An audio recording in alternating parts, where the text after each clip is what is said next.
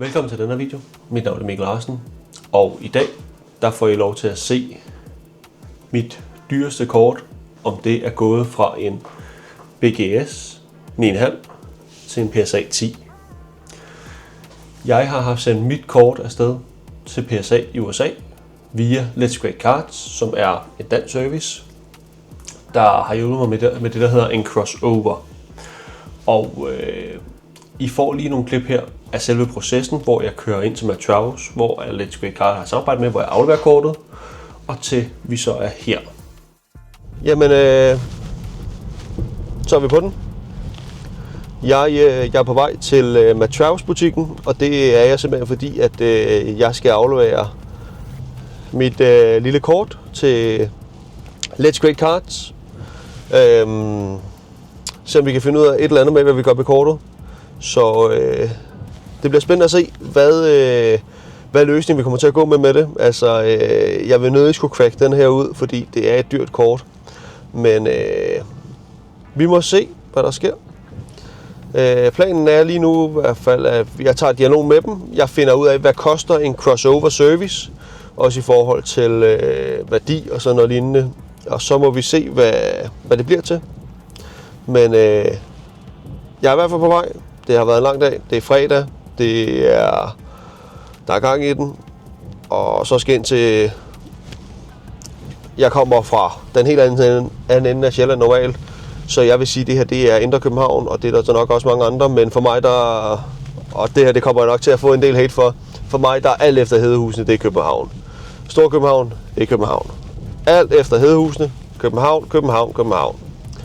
Og jeg har været en del herinde, og jeg kommer en del herinde. Og jeg har ikke noget mod københavnere på den måde eller som helst. Men jeg hader trafik og alt, hvad der ellers er herinde. Det eneste der er, det er, at der er nogle gode steder at spise. Det er der. Og der er nogle gode folk herinde også. Blandt ikke så gode folk. Men der er rigtig mange gode folk herinde. Men vi må se, hvad der sker. Jeg glæder mig i hvert fald til at se, hvad det bliver til i dag. Så lad os se at komme afsted derinde af. Ja, så er vi sgu på vej.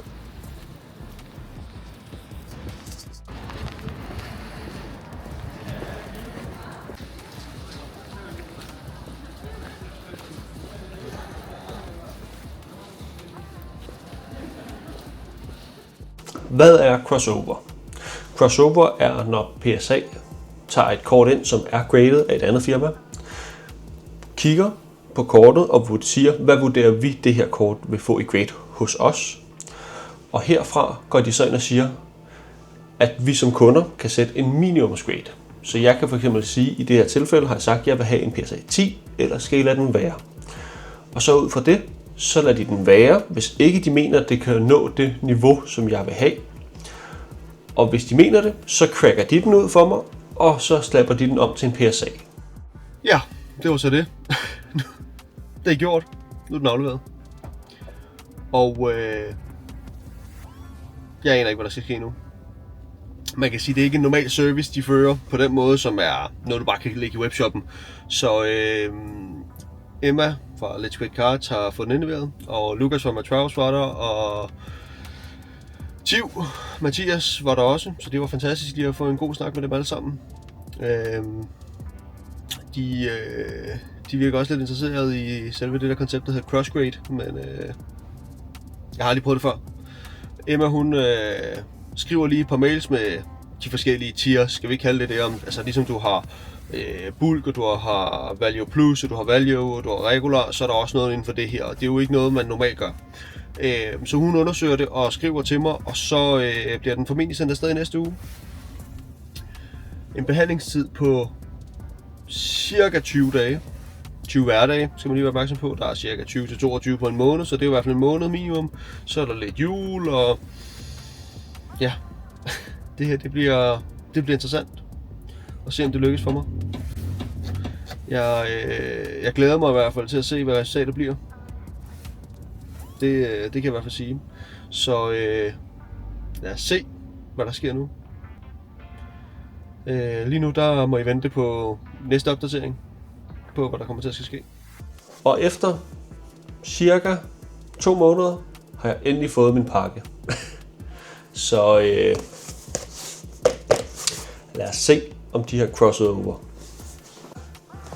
Men her er pakken simpelthen. Jeg har lige fjernet lidt personfølsomme oplysninger, og den er fuldstændig intakt. Den har ikke været åbnet. Så lad os se, hvad de har gjort.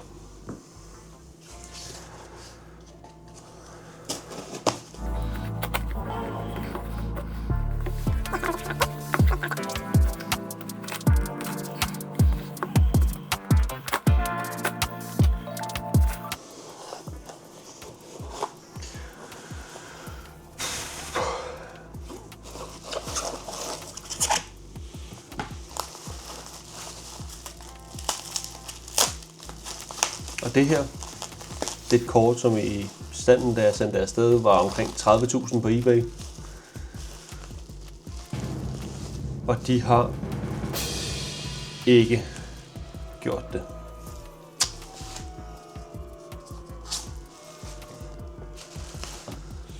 Og hvad de bare har skrevet? De har bare skrevet her: Do not holder. Så ja. De har desværre ikke vurderet, at det her var nok til en PSA 10. Og jeg kan virkelig ikke helt forstå, hvorfor. Min tanke er lidt, at de har jeg som selvstændig er jo ikke så glad for mine Congolegas produkter. Så jeg tror lidt, det de har gjort her, sagt, at en 9,5 er ikke lige så god som vores 10'er. Hvis jeg skulle have gjort det her rigtigt, tror jeg, så skulle jeg crack den ud, og så sende den til PSA. Men det tør jeg sgu bare ikke, tror jeg. Det her, det har kostet mig cirka 2.000 kroner. Men da jeg købte det her kort, der gav jeg cirka 27.000 for det. Det er stadigvæk en perle i min samling. Om jeg kommer til at beholde den, det ved jeg faktisk ikke.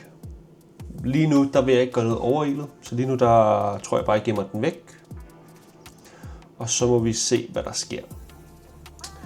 Da jeg købte det her kort i december, der var sidste solgt på eBay 31.000, og nu er det 32.500. Så ja, og man kan sige, du har jo dem, der kigger eBay, og du har dem, der kigger på cardmarkedet. Den på eBay er solgt slut januar. Lige nu er den billigste på cardmarkedet i den stund, jeg optager. Der er 2 til salg. Der er en fra en sælger med 1 salg, og en fra en sælger med 700 salg. Sælgeren med 1 salg har den stående lige nu til 48.000. Og den anden sælger har den stående til 52.000. Så ja. Synes du, det her kort fortjente en PSA 10? Altså, centreringen er god nok. Jeg kan ikke se nogen dings på fronten. Jeg kan heller ikke se noget bagpå. I subgrades, der siger den 9,5 all over. Der kan man så sige, okay, det er sådan lige, ja, men det burde have været nok. Men nogen, der havde lidt mere mod på det, havde nok bare cracket den ud. Men nej, det tør jeg sgu ikke. Men nu ved I, hvad der er sket med den. Nu ved I lidt, hvad der kommer til at ske med den. Hvis det er, så også en af mine tanker med dem her, det er jo, at den her, den er jo i samme kategori som det, der hedder en poncho. Og til dem af jer, der følger med lidt på YouTube, så hvis det er, så synes jeg, I skal prøve at se Lejski og panelet. Han lavede nemlig en engelsk podcastudgave, hvor han blandt andet snakkede med en fra Norge og Sverige. Jeg kan ikke huske, han havde Squirtle eller andet, så vidt jeg husker. Jeg mener, han hedder Kevin i virkeligheden. Men han har solgt rigtig mange af de her sidste år, og sælger generelt mange dyre kort. Og hvad jeg forstod lidt, og hvad min mave fortæller mig lidt, så mange af de her, de ryger til private samlere i Asien. Og det her kort her, hvad jeg ved, findes der ikke utrolig mange af. Lad os sige, det er pop 2000. Jeg ved ikke, hvordan jeg tjekker det på Beckett. Det kan være, der er en af jer, der kan fortælle mig, hvor mange findes der i 9,5, og hvor mange findes der i 10, og så hvor mange findes der i Black Label. Men jeg tror ikke, det er ultra mange, der findes generelt de her kort. Og så må jeg sige, hvad er mange? Jeg vil sige, 2.000 er ikke mange, men i stunden her, hvor jeg sidder optaget, der har jeg lige købt et PSA 10-kort, som er pop, jeg tror der er 115.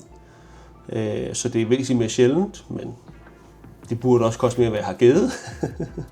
Og det er jo ikke, det er ikke et ligegyldigt kort, men det er ikke en favorit Pokémon. Det er et fedt kort, jeg har købt.